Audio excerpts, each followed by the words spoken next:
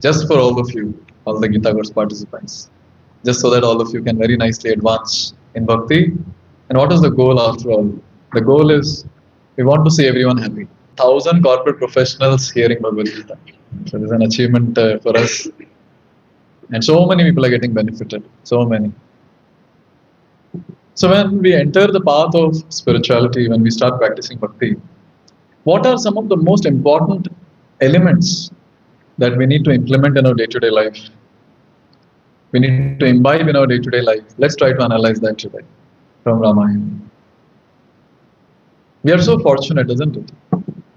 By Lord's mercy, we have some inclination towards spirituality. And more importantly, the wonderful pastimes of the Lord are documented. If these pastimes are not documented by great personalities, for example, Rama and Valmiki, if he was not empowered to document, what would happen to us? What we would have discussed? Krishna and Arjun spoke Bhagavad Gita on the battlefield. Just a tangent, I was invited to some place and it was a talk on Gita. So one speaker who spoke before me was saying, Krishna and Arjun had a nice discussion on the battlefield of Kurukshetra. But then Krishna didn't have much time to speak all the verses. He spoke some. The rest Vyasadeva wrote it. See what hilarious talks people give. But they discussed entire Gita. And Krishna's incarnation, Sri Krishna Dvaipayana Vyasadeva, he gave it to us in the form of Bhagavad Gita. So we have a book now. We have a life manual. Therefore, all these teachings and the Leelas of the Lord, they have a lot of things to teach us so that we can advance very nicely in Krishna consciousness. We can advance on the path of spirituality, bhakti. So let's enter Ramayana and let's see today in next 45 minutes what we can learn. When Maya Sita got kidnapped, so Ravan was carrying Maya Sita. There was a bird that came to fight. Who was that? Yes, everyone knows, Jatayu. So Jatayu tried his best to fight with Ravan. But Ravan is Ravan, the 10-headed one, Dashanana. Sophisticated weapons. And what Jatayu had? He had his wings, he had his beak, he had his claws. And Ravan, in no time, he removed his sword, he cut the wings of Jatayu, and Jatayu was about to leave his body. And when Lord Ram comes back, Lakshman comes back after killing the deer. So that time, they see that Sita is missing. And Lord Ram went mad, calling out for Sita. And in that mood, he started walking around. See, any mad person on this planet, if he has to talk, he'll talk with human beings. But when it comes to our Lord, so much of intense love for his devotee, he's showing that how much love I have for my devotee. That is Maya Sita. He's asking stones, did you see my Sita? He's asking trees, did you see my Sita? He's asking birds, did you see my Sita? And Lakshman is observing all this. Lakshman is trying to pacify Lord Ram. So in this entire course, Lord Ram and Lakshman, they are moving towards a place where Jatayu was lying in his own blood. So at that time, when Lord Ram sees, or he feels that some demon has eaten Maya, has eaten my consort Sita, and there he is lying now in her blood. But then when he comes close, he sees it's Jatayu. And Jatayu is the one who gives information that walk towards that direction. Ravan has taken Sita in that direction. Lord Ram has no clue about Ravan, where he stays, what is the place, nothing. And he is just entering from one jungle to another to another. At one point of time, and a huge demon comes there. His name is Kabandha. You all have heard about Kabandha? No? Okay. So Kabandha, this demon was very special. This demon had a fight with Indra, and what Indra did was, he fought in such a way that the demon's hands and legs went inside the body. And then he begged and prayed, now what will I do? You please help me. And Indra was the one who blessed. And Indra placed his mouth at the belly and eyes on the chest. And he had huge arms. And Indra had told that when you meet the Supreme Lord, Lord Ram, at that time, you will come back to your original form. Very, very beautiful celestial form. And Kabanda was waiting. When will this person come? Waiting, whatever he would get around, whoever he would catch, he would eat. So now Ram has come, Lakshman has come. And he went there running. It is described, Ram and Lakshman, they went 2 miles behind when they saw Kabanda. But still he came very close. He caught both of them and he started thinking how to eat them up. And Lakshman is fearful. He is saying, Bhaiya, you leave. You leave. Somehow I'll become an offering to him. And Ram, see his Supreme Lord, he's very chilled out. He's saying, don't worry, nothing will happen. Nothing will happen. And at that time, Lakshman, he loudly shouted, let's cut the arms of this demon. And now when this demon heard, Kabanda heard this, immediately started devouring them. But who can devour Ram and Lakshman? They removed their sword, they cut the hands, and he was there in his own pool of blood. And at that time, Kabanda heard Ram's name and immediately remembered what Indra said. And he was so happy. He said, you're Ram, you're Ram. I was waiting for you. And then he described the entire past.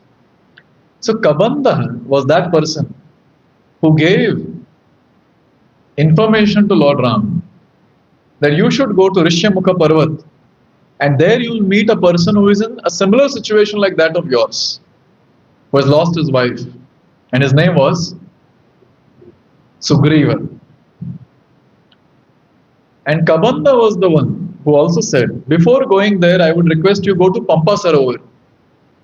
Pampa Sarovar is made up of the waters of 7 seas. Go to Pampa Sarovar, that's a very, very beautiful place. And there is a great ascetic waiting for you. And her name is Shabari. Please go there. And Kabanda left. He assumed a very beautiful form and he went to the celestial worlds. Now Lord Ram and Lakshman, they started walking towards Pampa Sarovar. So in this way, in Valmiki Ramayana, for the first time, Shabari's name comes. Now who was Shabari? Let's try to understand about her. And through Shabari, let's try to understand what are those important principles of life, especially for us as spiritual practitioners, that we can implement. Okay, for your information, Shabari, in her past life, she was the daughter of a Gandharva. And his name was Chitra Kavacha. What was his name? Chitra Kavacha, Gandharva Chitra Kavacha. And his daughter, her name was Malini, who later, next life, she becomes Shabari. Malini. Now this lady, Malini, very beautiful. We cannot imagine how these celestial beings look. Through Shastra, we understand they're extremely beautiful.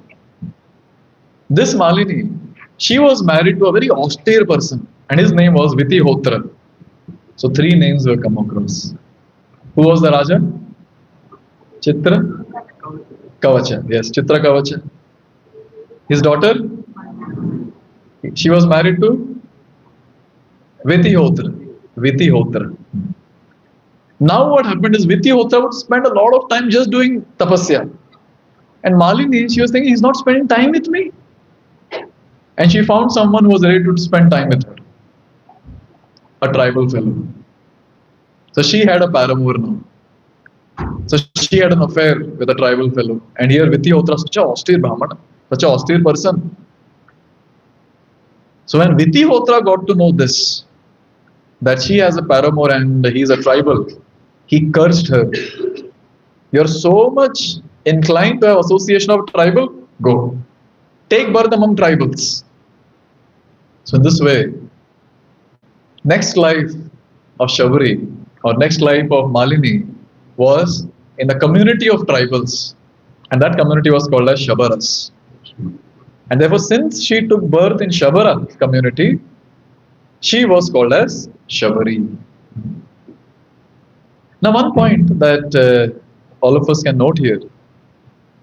Anyways, all of us know how great devotee Shabari was at a later point of time. But here is a very important point to analyze, that even if we have some sinful background, even if we have committed a lot of mistakes in our life, actually it doesn't matter when we come to devotional service. Once we come to bhakti and we take a vow that I'll not be doing all these sinful activities again, and once we start living a pure life, you know what? Lord will never look at what we did in the past. Never. We'll be spared. We'll be spared. You know why? Because bhakti is very, very powerful. Very, very powerful.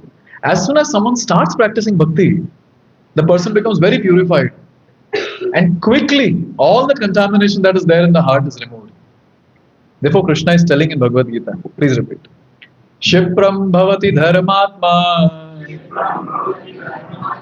shashvat shantim nigacchati kaunteya pratijanihi name bhakta pranashyati. 9th chapter, Shloka 31. Krishna is saying, Arjuna, go and tell everyone. Arjuna is asking, what should I do? And Krishna is saying, go and tell everyone, Name Bhakta Pranashyati, my devotee will never perish. Why? Why is Krishna saying that?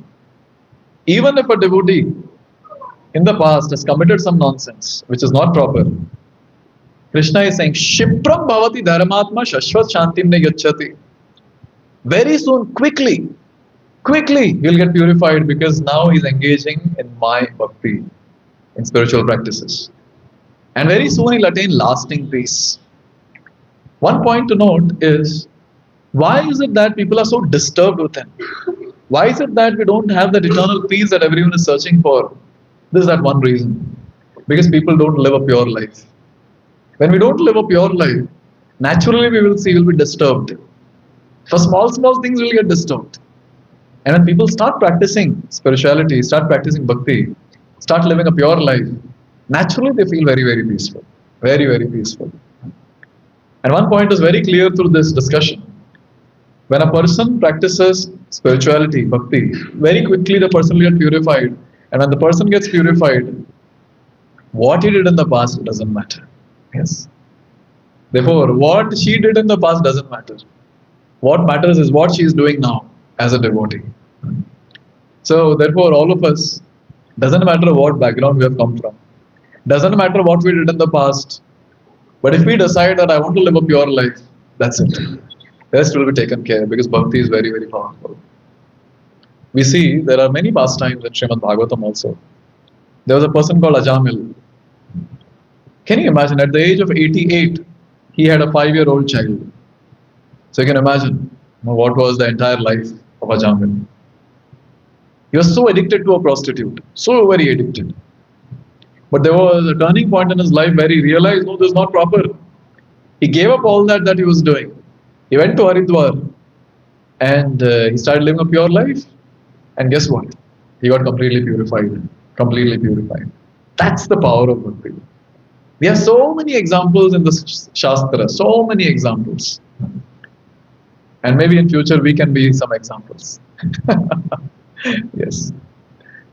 So this way, Shabari, she takes birth in the Shabara community. Now, right from childhood, she was inclined towards living a pious life. As soon as she saw that there were many animals sacrificed at one place, she was not able to tolerate that pain of the animals. Immediately she ran away from that place. And she was searching for a guru, searching for a teacher. Now see, since she has come from tribal background, no one was ready to accept her as a disciple. No one. But there was one Rishi and his name was Matanga Rishi. He accepted her as a disciple, Matanga Rishi. Shabari was serving Matanga Rishi very nicely. She was doing various services in the ashram. She would clean the ashram. She would take care of the cows in the ashram. In this way, she went on spending her life. She was very young when she came. And now, when Matanga Rishi and other sages in the ashram, they were about to leave their bodies and go back to a higher destination. So at that time, Matanga Rishi, Guru of Shabari, he told, you stay back here in this place. Because in future, the Supreme Lord, Lord Ram will come here. You stay back. And he left. Now what Shabari was doing every day is very nice to note. I was just thinking that if someone tells us, you wait here, no, someone will come to meet you. Or chalo, Supreme Lord will come to meet you. Wait here. Yes. We'll wait maybe for half day, 1 day, 2 days. I think more than that is difficult, isn't it? Yes. Maybe a week, chalo, max a week. And then he will tell, whatever he said is not proper. I don't think that person will come. My guru is a liar. But Shabari, look at her faith. When Matanga Rishi said, you stay back here, she stayed back. For your information, she was young when Matanga Rishi left that place. And when she was extremely old, at that time she met Ram. So you can imagine, many decades she was there in that ashram. Not few years, decades she was there in that ashram. So first step in spiritual life is faith, Shraddha. Faith in what? Faith in scriptures, Shastra. Faith in Guru. Faith in the sadhus, the spiritual practitioners. Faith is very, very important. If faith is not there in scriptures, then there is no question of advancing in spiritual life. Forget it. Done. You cannot do anything in spiritual life. First is faith in scriptures. And that stage itself is called a Shraddha stage. There's a ladder where we reach the highest destination. The first step on that ladder is Shraddha, faith. Unflinching faith in scriptures. I meet many funny people at times on the street or in some programs. So when we talk about, when some people ask questions, then we quote Bhagavad Gita, we quote Bhagavatam. And they say, no, you tell what you feel. Don't quote Bhagavad Gita, don't quote Bhagavatam. Now how does that matter what I feel and what you feel? Or both feelings can be wrong, or both opinions can be wrong. We need to have benchmark from where we can learn. And that benchmark is Vedic scriptures. If we have faith on Vedic scriptures, then we can learn proper knowledge of spirituality. Otherwise, very difficult. Tell me, how can we understand anything that is spiritual? Spirit soul we cannot see. Supreme Lord we cannot see. What karma we have done, we don't know. 3 modes are done, 3 modes of material nature. Sattva-gun, Rajo-gun, Tamo-gun, how they are acting. Very difficult to understand. If we don't have Bhagavad Gita, if we don't have these Vedic scriptures, we will be like those dumb people, lame people, who will always ask this question, Pata nahi kyun ho raha hai mere saath ye sab? I don't know why I'm suffering. I don't know why this is happening with me. As soon as you understand Shastra, even a little bit, there's a lot of clarity that the person gets. And he understands why something is happening in his life, what is the reason, and how can I cross over that.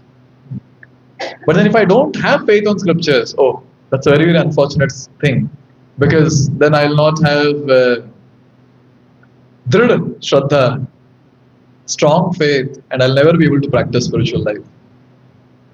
We have seen so many Gita Course participants coming for our programs, and at times, initially, they're very nice, they continue, but then with time, they drop out. And one of the reasons that we see is this, that is lack of faith. I always say this, we have so much of blind faith on so many things in this world. So many things. Sunday, Friday we were traveling. So Friday, I was traveling from Bhubaneswar to Bangalore. We sat on a flight. And 40 minutes we were in the flight.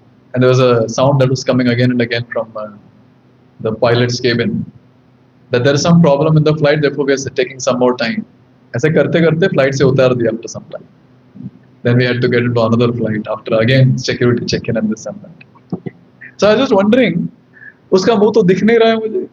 देखे आप लोग के pilot का मुंह, वो अंदर से announce करके चले जाते हैं. Yes, they're busy. We have never seen, but then we have so much of faith that, oh, these people are the ones who are going to take me to the next destination, wherever I want to go. And at times, I've seen so much of blind faith that we have in our day-to-day life, so many different things. When the scientists are saying something, we have full faith. Yes, whatever they say is correct. Equal to MC square. I will not verify, but then I'll accept. Why? Einstein has told, this scientist, that scientist.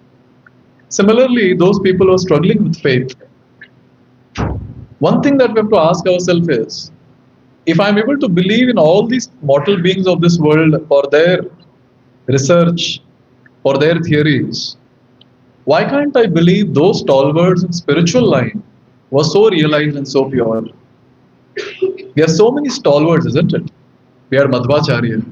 You read about Madhvacharya, you realize how great personality he was. You all know Madhvacharya? Udupi? Yes, Udupi Krishna. He was the one who manifested Udupi Krishna. Ramanujacharya, another great personality.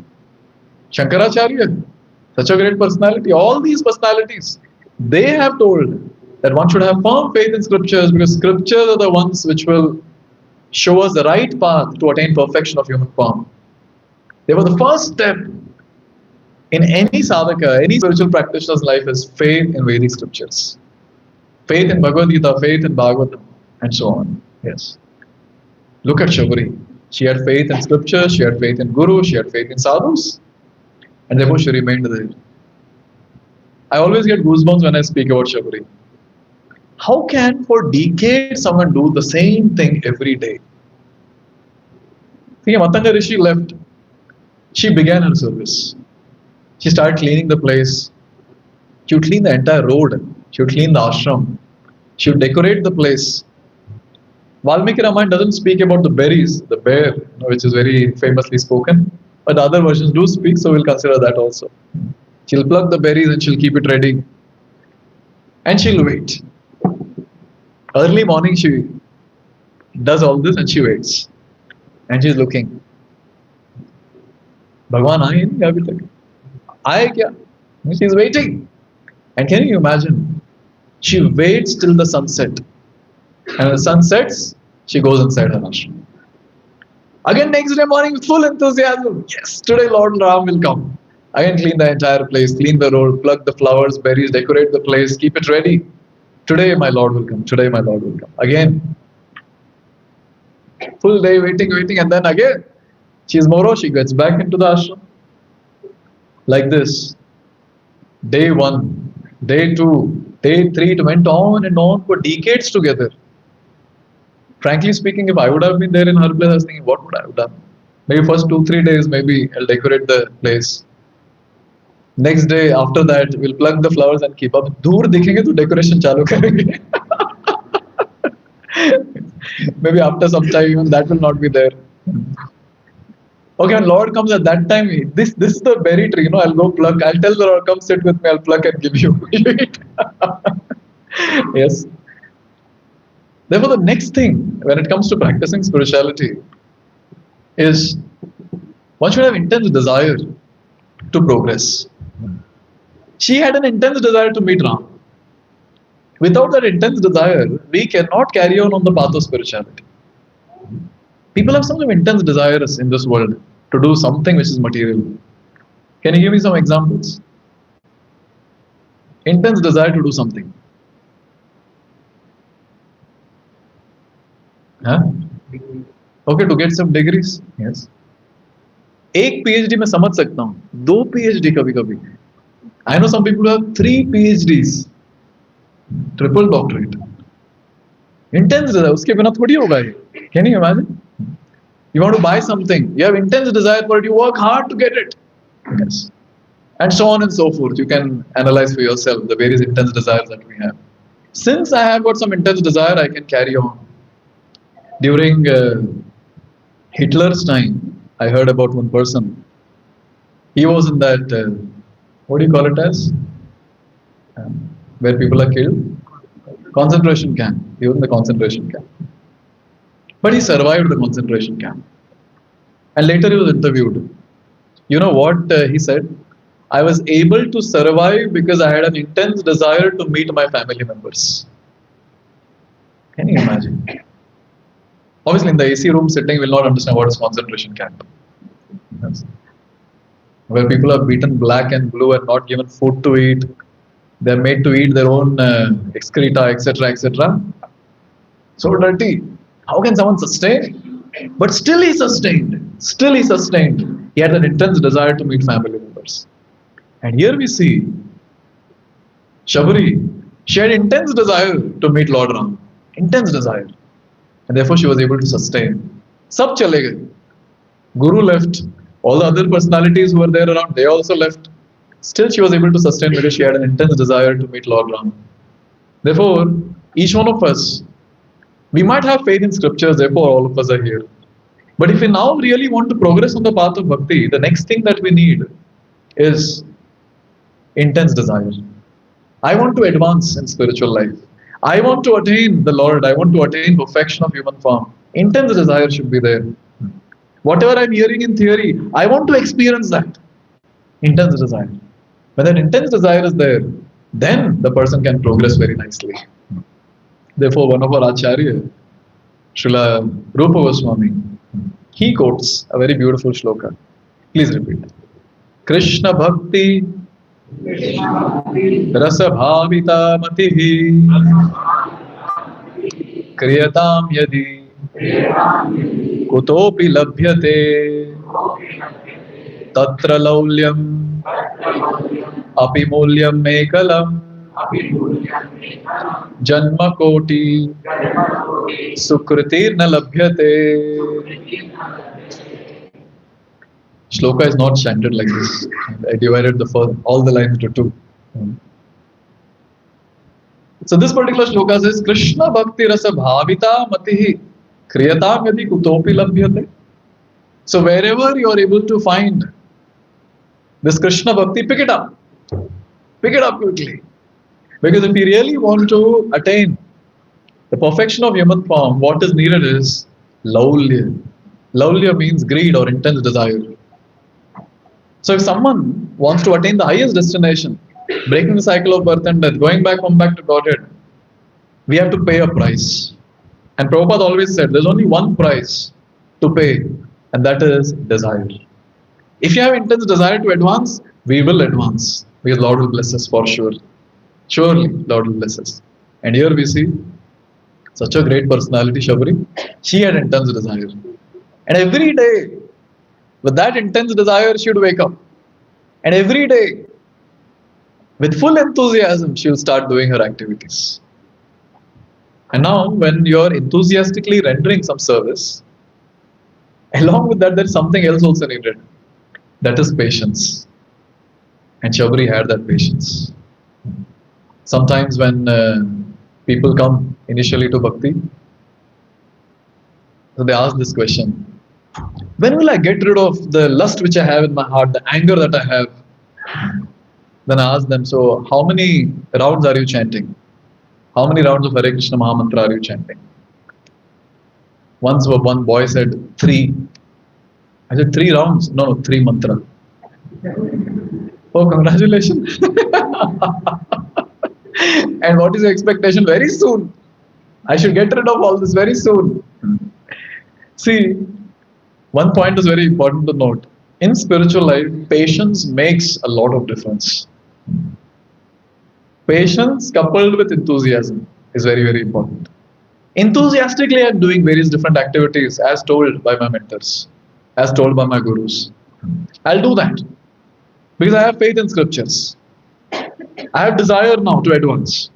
And along with that, I am enthusiastic to execute. But now when I'm enthusiastically chanting the holy names, when I'm enthusiastically studying Shastra, enthusiastically coming in association of devotees and rendering services, so at that time the next thing that is needed is patience. So I have to be patient and wait, the results will come. Just on Friday, Friday, when we were sitting at the airport, someone devotee was asking me this question. We were around 50 devotees that day on the airport.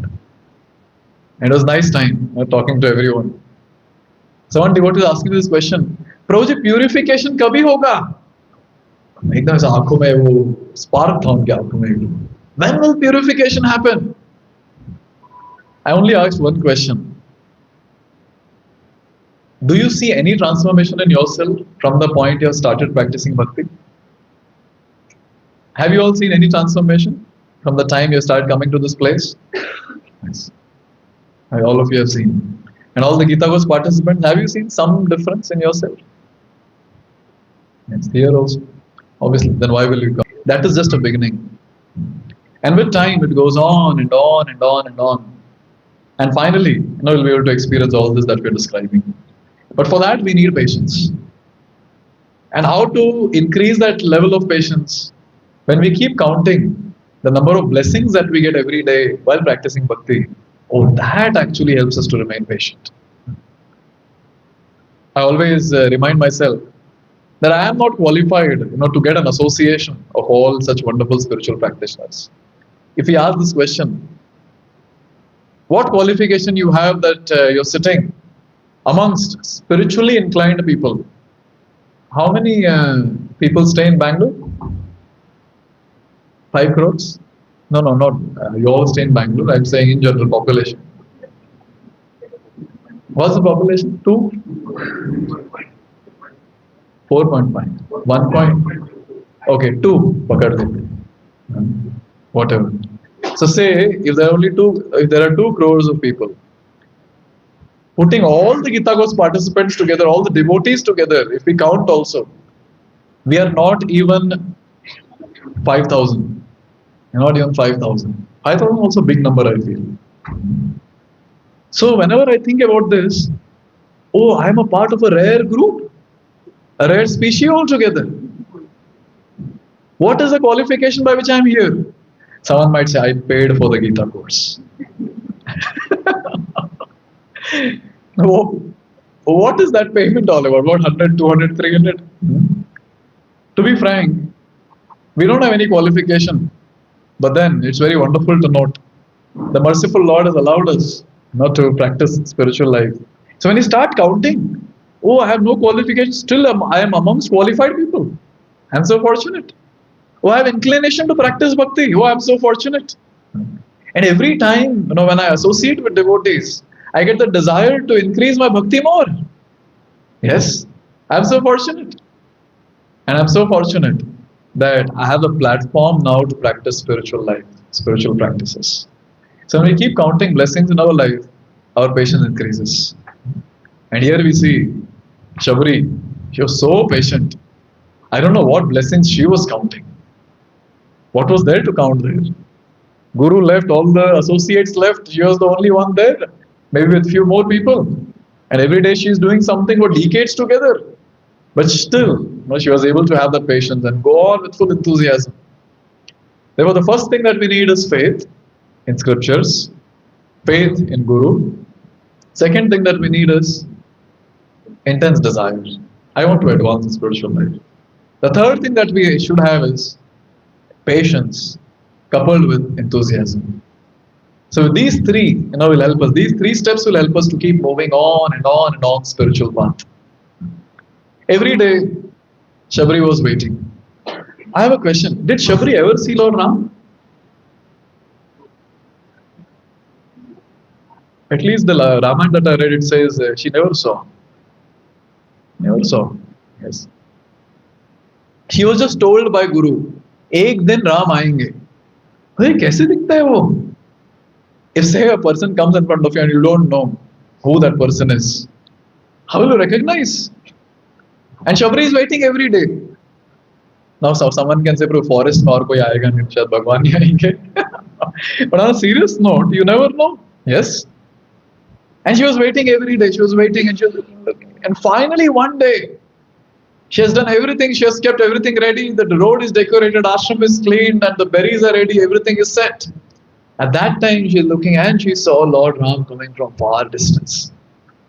A beautiful personality, holding a bow in the hand, having the matted hair, beautiful eyes extending till ears, beautiful reddish lips, the greenish complexion, broad chest, and he's wearing the clothes, which is well suited for people staying in the forest,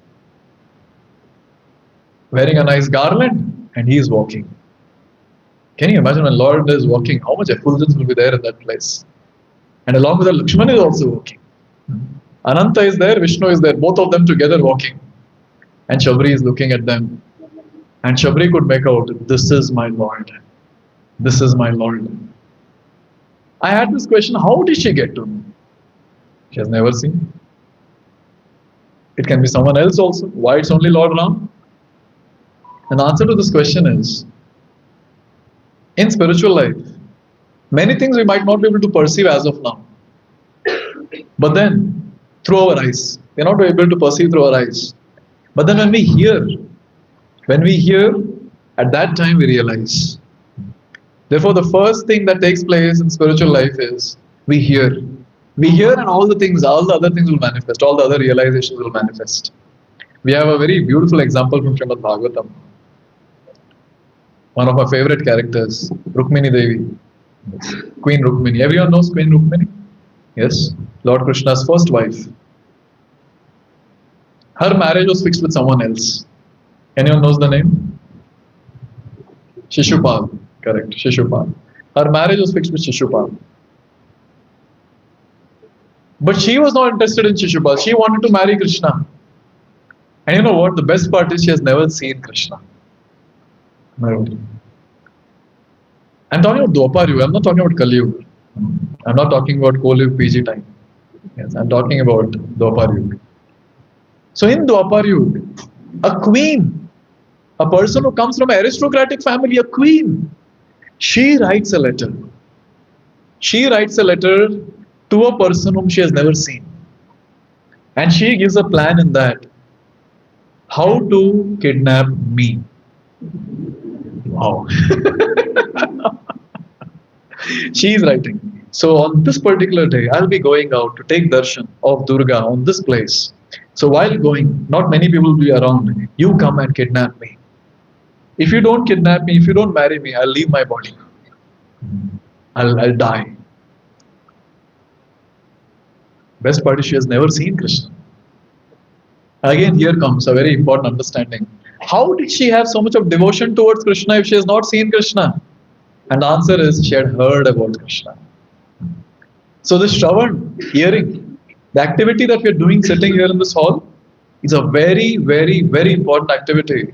Because just by hearing about the Lord and His teachings, we develop devotion towards Him, we develop love towards Him. Shabri had heard.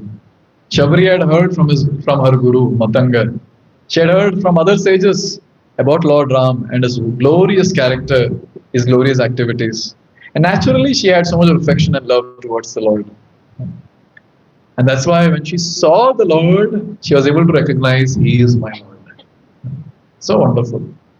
Therefore, each one of us sitting here, when you want to advance in spiritual life, along with faith, along with the desire, along with patience and enthusiasm, everyday sadhana makes a lot of difference. What is everyday sadhana? Everyday sadhana means we need to do everyday spiritual activities, certain spiritual activities. One of the most important spiritual activity is chanting of Hare Krishna Mahamantra every day without fail. How many of you have started chanting Gita Gos participants? On beats? Raise your hands. Every day? Have you begun? Okay. And the rest who are waiting for me to come and request, I'm here. So I'm requesting. If you're not chanting every day, it's just a matter of time you'll stop coming for the programs. No matter of time, yes. Because chanting of Hare Krishna Mahamantra acts as a shield. It protects us from various illusory things of this world. Therefore, every day when we chant Hare Krishna Mahamantra, all that I'm describing now, all that will keep increasing. Our faith will keep increasing. Our desire will keep increasing. Our enthusiasm will keep increasing. Our patience will keep increasing. Therefore, chanting of Hare Krishna Mahamantra is very important. And to continue chanting Hare Krishna Mahamantra every day, we need to hear spiritual subject matters from Bhagavad Gita. Very, very important to hear. Yes. Therefore, these discourses are organized. At least once in a week we come together and we hear. Those people are very unfortunate, are not able to come regularly due to whatever reasons. And I would like to congratulate all those who are coming regularly, to hear. Just by doing this Shravan, you will see that we'll get a lot of enthusiasm to continue our spiritual life. A lot of enthusiasm. You'll see a consistency in your spiritual practice. Therefore, this is called as sadhana. That is chanting and hearing. These two practices keeps us alive in spiritual life. Shravan and Kirtan. These are technical terms. Shravan and Kirtan. And when it comes to Shabari, she was doing that. And therefore she was able to sustain. She was doing that. She was hearing. She was hearing about the Lord, and therefore she was able to recognize. And when she got darshan of the Lord, I don't know if I can describe what was her feeling. I think all of us can just imagine. You're waiting for something for decades together. You're waiting for a person for decades together, and that person arrives in front. I think we will faint out of ecstasy, out of happiness. We'll cry out of happiness. We'll not know what to do. We might get goosebumps out of happiness. Maybe Shabari went through all this, and maybe much more than what we think. And at that time, Shabari very nicely, she welcomed the Lord. She paid her obeisances to the Lord. I don't know if she was choked and she was able to speak or no. Yes. But she was very happy. She made the Lord sit. Same place which she was getting ready every day for decades together, that place. She made the Lord to sit. Lakshman was standing. And at that time, she worshipped the Lord. Valmiki Ramayana says that Shabari, she worshipped the Lord with whatever paraphernalia she had. Actually, our Vedic culture is very glorious, very glorious. Our Vedic culture says Atiti Devo Bhava. Guests are treated as Deva. Yes. You know the meaning of Atithi? What is that? Oh, that's just an English synonym. Atithi, without information, without telling when they are coming. And they just knock the door. And you're getting late for your office. And in the modern times, बिना बताए तूने बुलाया इसको? And the wife is saying, मैंने तो नहीं बुलाया, तूने बुलाया होगा. Actually, this is when it comes to our culture is very glorious. Even unknown people were invited, and they were treated so wonderfully in the house. Yes, they were welcomed by giving a welcome drink. Obviously, not chai. Yes, they would make madhuparka with milk and honey, and they would be given water to wash their hands and feet and the face. And if the person is well-to-do, they would feed a nice feast, because they would consider that Lord has sent this person to our place. And in this way, we see in the Vedic culture, naturally people were very respectful towards others. But unfortunately now, since people have become so sinful, we are very scared. We need to have a door after door after door with a hole to see, who is that. Now what to do? That's the thing that's taking place. Still, I wonder, are we really advancing? People say that we are advancing with AI and all that. Yes. But RI is reducing. Artificial intelligence might be increasing, but the real intelligence. Yes. Recently, we were just having a discussion in some place. So we were just having this discussion that, are we really advancing? When it comes to character of people, that is degrading with time. The value system is degrading with time. Then what is actually increasing? Tendency to do a sense gratification and sinful activities, and what else? Therefore, when we get back to our Vedic culture, at that time, we can live a peaceful life. And what is Vedic culture all about? Keeping the Lord in the center of our life and living our life for His pleasure. That's Vedic culture. That's it. Nothing more than this. No need to change anything else in life. Just include one element called bhakti. That's it. Naturally, we will see that life will be very, very blissful. And all those people who have been practicing for quite some time, they can resonate with what I'm saying. Life becomes very blissful. And here we see that Shabari, she has invited the Lord and she is worshipping the Lord. And then the famous pastime begins. The pastime of feeding the berries to the Lord. She was eating the berry. Some berry she was throwing, some berry she was offering to the Lord. And we had Lakshman. Lakshman was going mad. What nonsense is this? What is happening? Lakshman actually represents Guru. And Lakshman is going mad. Mad lady, what are you doing, Supreme Lord? You're feeding your juta. Recently, in one of the programs in someone's house, I was just speaking about cleanliness and this and that. So one of the element of cleanliness is we don't eat juta of others. So one lady spoke loudly. She said, "But Shabri ने तो झूठा खिलाया था ना? उसको भगवान ने निकाला क्या वहां से? आप क्यों ऐसे कह रहे हो?"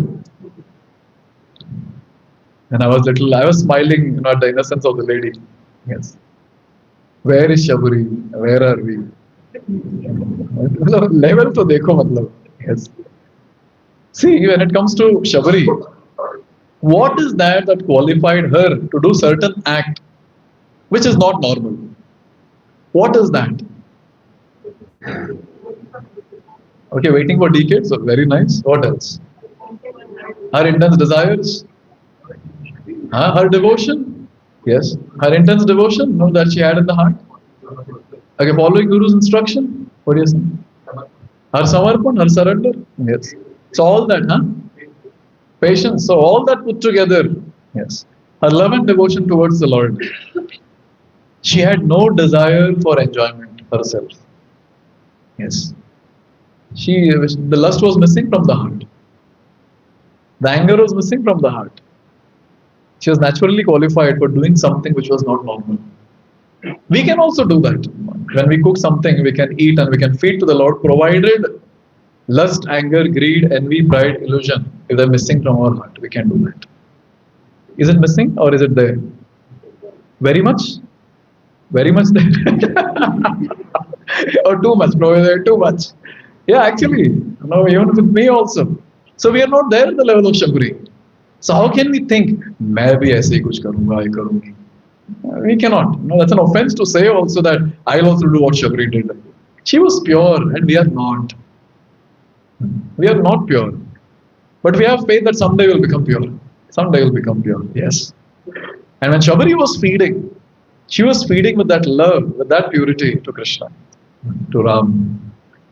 And Lakshman was going mad looking at that. And Lord Ram calmed him down. It's okay. Calm down. Lakshman is an angry man in Ramayana. When Lord Ram was banished and he came to the forest, so Bharat got to him. Bharat came to take Ram back. So when Bharat was coming, he came with everyone. The entire Ayodhya was there with him. And therefore all the birds were just moving around and all the animals were running hither and thither. There was a huge commotion in the forest. And Lord Ram told Lakshman, Lakshman, see who is coming. And Lakshman climbed up the tree and he started thinking, Bharat is coming. Bhaiya, get ready. Bharat is coming to kill both of us. And he's very angry. And at that time Lord Ram is saying, you cool down, cool down. Bharat is coming to take me. He is not coming to kill me. So Lakshman is that sort of person in the entire Valmiki Ramayana. That is also out of love for Lord Ram. And here out of love for Lord Ram, one devotee is getting angry on another devotee. And here Lord is in between. He's like, Shant, let me accept the service of this devotee. Now, another question that comes here is, recently someone asked me, why was Shabri eating the berries and giving it to the Lord? She wanted to give the tasty berries. This is what you want to say? She wanted to give the tasty berries. Therefore, she was chewing some and then some she was throwing and some she was giving. Yes. And I had this question that when it comes to Lord Ram, his consort is goddess of fortune, Lakshmi Devi herself. She cooks wonderful items for the Lord. Just by her desire, she can manifest a lot of things. And to be frank, Lord need not eat also all these different things. But still Lord was accepting. Kitna hi meetha hoga batao? Kitna hi meetha hoga? How sweet was that berry? Even if it's the most sweetest thing, I'm sure it will be not as sweet as that is got in Vaikuntha, for sure. Yes. But still Lord was accepting because Lord is bhavagrahi. He accepts the bhava behind the offering, love behind the offering, the affection behind the offering. Yes. Therefore, in Shastra, there's a very beautiful shloka which says, maybe you all can repeat. Murkho vadati Vishnaye, Dhiro vadati Vishnave, Ubhayam to samam punyam, Bhavagrahi Janardhana. So this particular shloka says, Murkha, those who are not educated, those who are illiterate. Illiterate means the ones who have not studied Shastra, they are called as illiterate. That's all of us. Yes.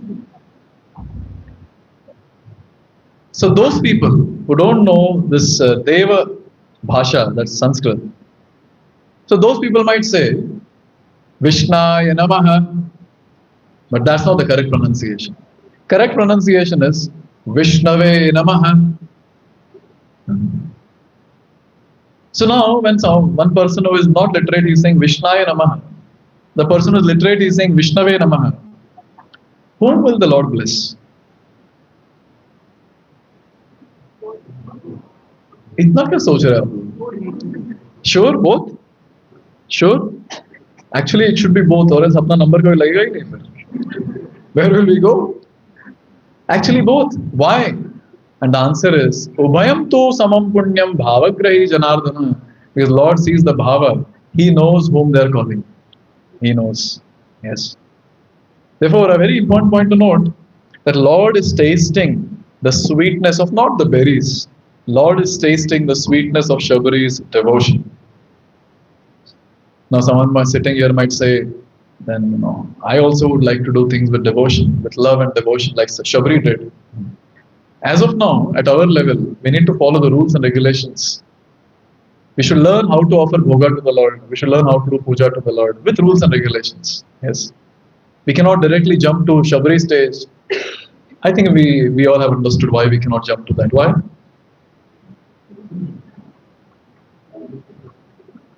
Purity. Yes, purity is lacking as of now.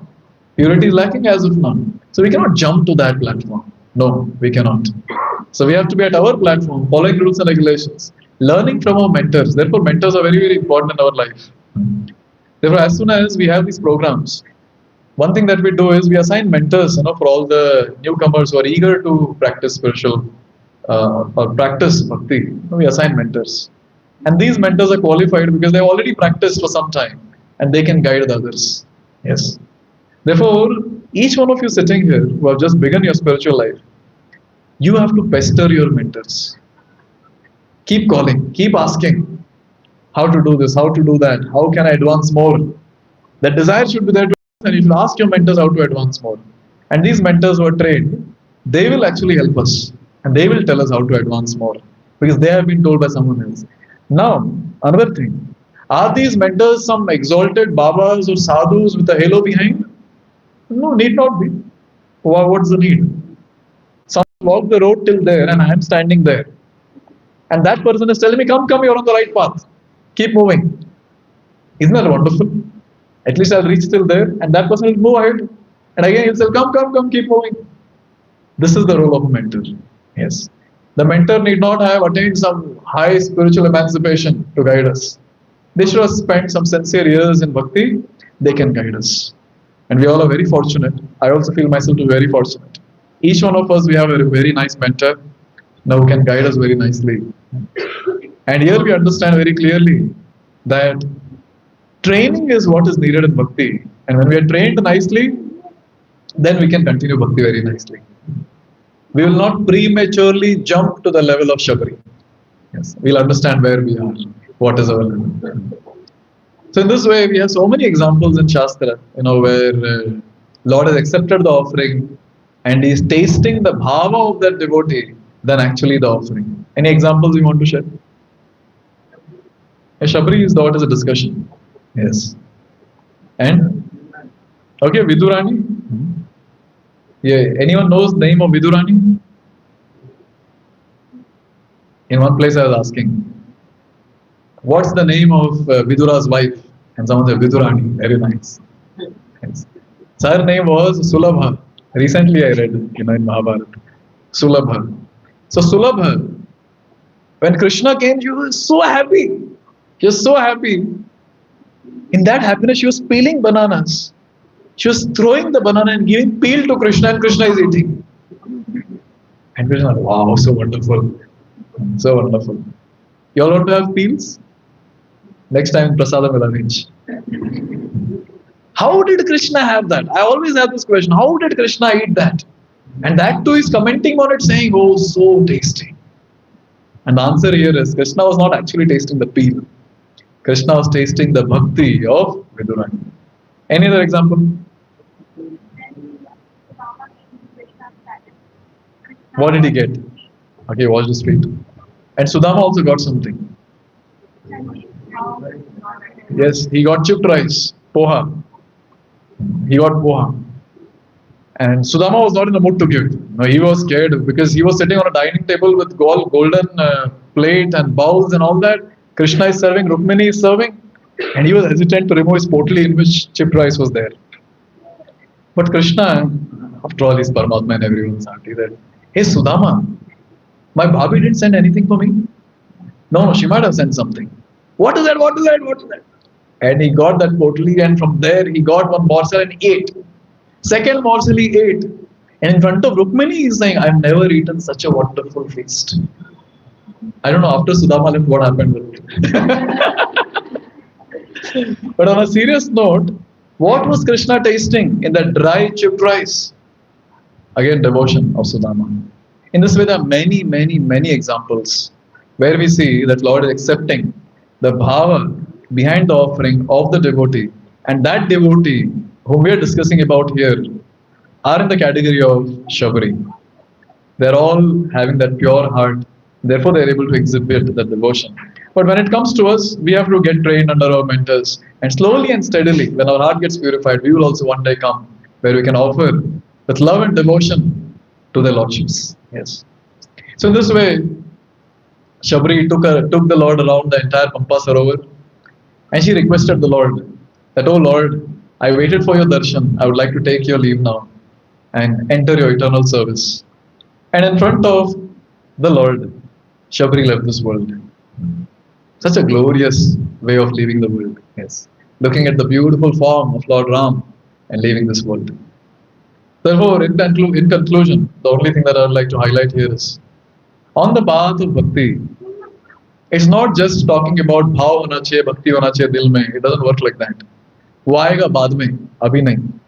At our level, we have to be practical, and those practical steps we have discussed today. The first thing that all of us should have is faith. Faith in scriptures. Faith in Guru. Very important. Yes, faith. Along with faith, the second thing that we need to have is intense desire. I might have faith, but if I don't have desire to advance in bhakti, then what will I'll not be able to do anything in bhakti. Yes. So second is I need to have intense desire to advance in bhakti. Now having faith and intense desire, I'm supposed to act. And how am I supposed to act? With patience and enthusiasm. I need to act with patience and enthusiasm. And I should keep moving. And that patience and enthusiasm will keep increasing day by day when I consistently do Shravan Kirtan, sadhana. Correct. When I consistently do Shravan Kirtan, when I consistently do sadhana. And with time, by doing consistent sadhana, under the guidance of a mentor, my heart will get purified. And when my heart gets purified, then naturally I'll keep advancing. And someday I'll be able to taste what Shabri was tasting. Yes. Thank you very much. Hare Krishna. Srila Prabhupada ki. Okay, anyone has any questions? I heard you people have a lot of questions.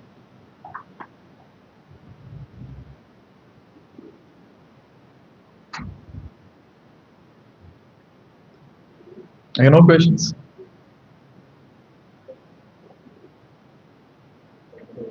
One question. We have the sattvic gunas and the tamasic gunas, which are like seems to be very similar in nature. Correct. But there is a huge difference. Correct. So many times, like I even when I was studying my friend class, so we tend to be like doing the sattvic gunas, follow the sattvic gunas, but pretend that these are the sattvic gunas. Okay. So many times it will come like that, and then maybe later I would really, but at that particular moment, if something is okay, this is not my cup of tea, or maybe Prabhuji don't want me to do that, something that I will leave it. But later I realized that that's a Taosi Guna, not the Sattvic Guna. Okay. So how to come over that would be. See, one thing is that we should have enough knowledge to distinguish between the activities in Sattva Guna and activities in Rajoguna and Tamoguna. So Bhagavad Gita chapter 14, chapter 17, chapter 18 gives the glimpses of what it is. So a person, a worker in the mode of goodness, will work with enthusiasm.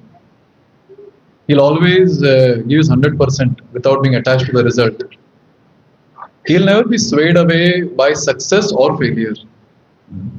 So if I have all those qualities, it means I'm in Sattva. And one of the important quality of Sattva Guna is regulated lifestyle. So if I have a regulated lifestyle, if I'm able to do the same thing every day with bliss in the heart, it means I'm in Sattva Guna. If I'm lazy and out of laziness, and I'm saying it's okay, I'll not do this, and that's tamas. And out of laziness only we tell, तो भगवान की कृपा है, जब भगवान चाहेंगे तभी होगा. Correct? Out of laziness. I was talking to someone about chanting or whatever. You know what they said? They said, "Bro, आप तो ये सब कह रहे हो, लेकिन जब भगवान चाहेंगे तभी तो होगा ना.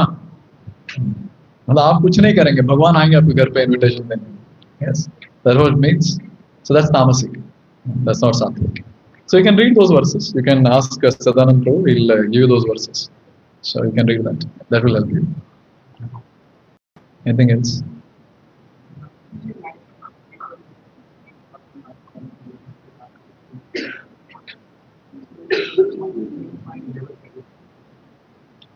So his question is what it means that my devotee never perishes. It means my devotee will never degrade in his consciousness.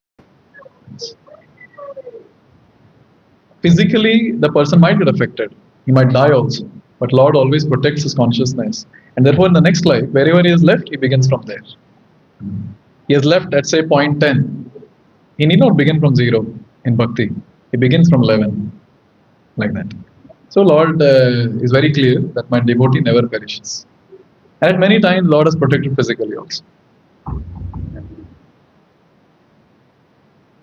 Yes. I was thinking in that Shri Krishna is being the person who stays the same in happiness and nature becomes in for devotion.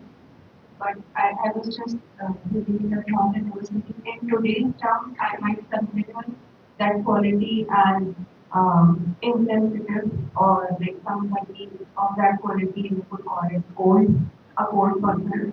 Is there like I think there would be a difference that I'm not understanding, but what is that difference? See, when something happens to me, I remain equipoised.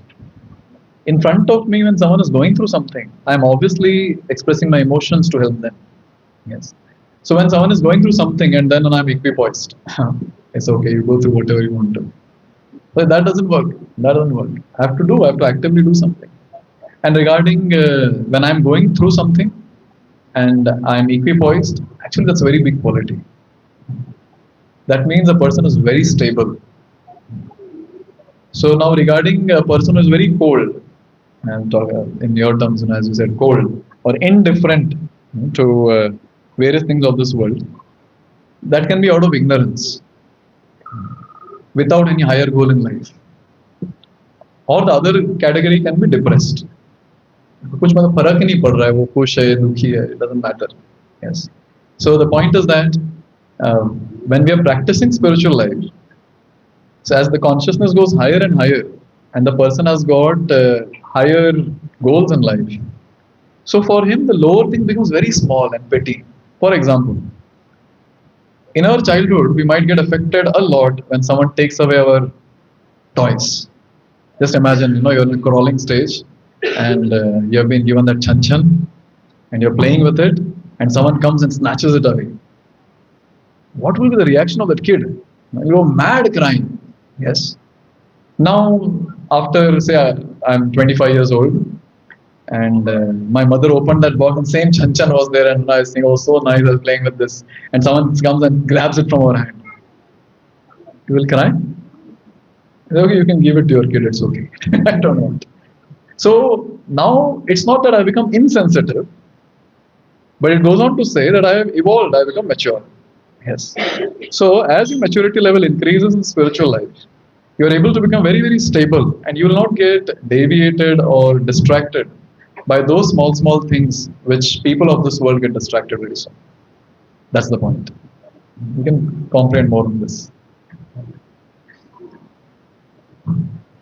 Yes.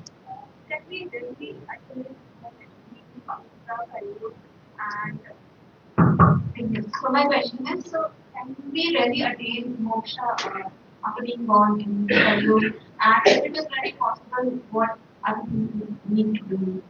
That's a very nice and a very high level of question. That is it possible to get moksha in Kali? If not, then why are we sitting here? Yes, it's possible. It's practical.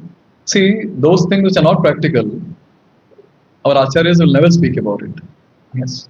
If they have told in one life we can attain perfection, it is possible. But the thing is, what am I doing to get that? That's very important, as you rightly asked. So, a question backed up, with what to do. So, what am I supposed to do? And very beautifully, I can understand why you asked this question, because Kali Yuga it's a garbage. Actually, it's a garbage, trash. Same thing. Even Shukadeva Goswami is telling Parikshit Maharaj in Srimad Bhagavatam. He says, Kalair doshanidaya rajan. Hey, Parikshit, Kali Yuga is full of faults. Aste neko mahan guna, but there is one mahan guna. What is that mahan guna? Kirtanadeva Krishnasya mukta sangha param rajet. So Shukadeva Goswami is saying, just by doing Hari Kirtan, that is chanting of Hare Krishna Mahamantra, living a pure life, mukta sangha param rajet, the person can get moksha. Yes. So, the first thing, for all the Gita Course participants, the first thing that I would say is become very consistent in your chanting of Hare Krishna Mahamantra on beats. Don't wait for some Shubh Muhurat to come. Yes. Because there is no Shubh Muhurat that comes. His mind will never allow. So quickly we have to begin chanting every day, come what may. I should finish that one round of Hare Krishna Mahamantra. And if you're feeling that you can do more, why not? Do one more. You can do every day 2 rounds. Why not? Yes. So in this way, when I show my commitment towards chanting, then I will see that I'm advancing. When I start getting more taste to hear, like this sitting and hearing, it means I'm advancing. When I get more taste to serve others, then it means, okay, I'm progressing. So these are the different parameters by which we can understand that I'm moving towards that ultimate destination. Yes. So begin with chanting. Okay, this will be the last question. Yes. Hare Krishna, Guruji. Hare Krishna. I have multiple philosophies on meditation. So there are some philosophies that talk about patience, stillness, Hatha Yoga, Kundalini Yoga, and then there is chanting. I heard something called dog yoga. Hatha Yoga. Dog yoga. So part of Hatha Yoga where you use a dog to do yogasanas. I don't know why people torture a dog. Yes, continue. Sorry. And then there are people who also take this yoga problem and ask that is also good. So what is your take on this? What is the Okay, so what Bhagavad Gita says we'll try to understand. Then what each one of us feel. So when it comes to Srimad Bhagavad Gita, it's very clear. Krishna is making it very clear, to everyone. See, the point is, since people don't study Gita, therefore it becomes a lot of khichdi. And people just get swayed away with that khichdi that's happening around. Yes. In 4th chapter, Krishna makes it very clear. Janma karma chame divyam evam yoveti tatvatah tyaktva deham punarjanma naiti mameti so Arjuna. So Krishna is saying that, oh Arjun, anyone who understands my divine appearance and my activities, that person will break the cycle of birth and death and he'll never take birth again in this world. He continues in the same theme. In 8th chapter, shloka number 5, he says, Antakalecha mameva smaran muktva kalevaram ya prayati samadbhavam yati natri asta samshaya. He is saying, hey Arjun, anyone who remembers me at the time of death will come back to me. He is very clear, very clear. And towards the end of Gita, when he's concluding the Gita, he makes 2 wonderful statements, which are the most confidential instructions given by Krishna. 1865, Krishna is saying, Manmana bhava madbhakto madhyajimam namaskuru mame vesha satyam te pratijane prayoshime. So he's saying, hey Arjun, I promise you, see, Lord is saying, I promise you, if you do these four, you will surely come back to me. Manmana, always think of me. Bhava madbhakto, become my devotee. Madhyaji, worship me. Mam namaskuru, pay obeisance to me. Krishna is making it very clear.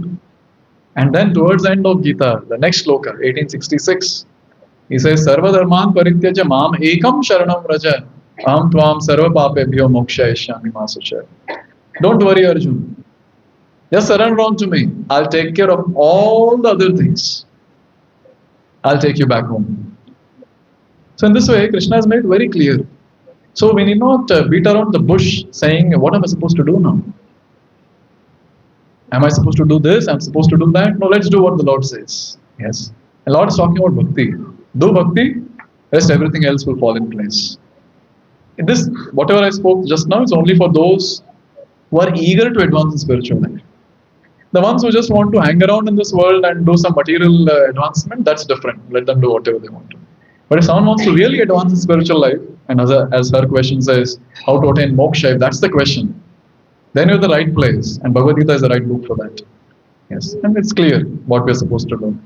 So in one line, one should do bhakti onto the lotus feet of Krishna to attain the ultimate destination. I think with these sessions which Sadanand Prabhu is taking, you'll have more clarity on this. Okay, so I'd like to take this opportunity to launch our book. Our devotees have been pestering me. Why you're not coming to Sarjapur? And I've come now. So I'll just speak a little about the book which I've recently authored.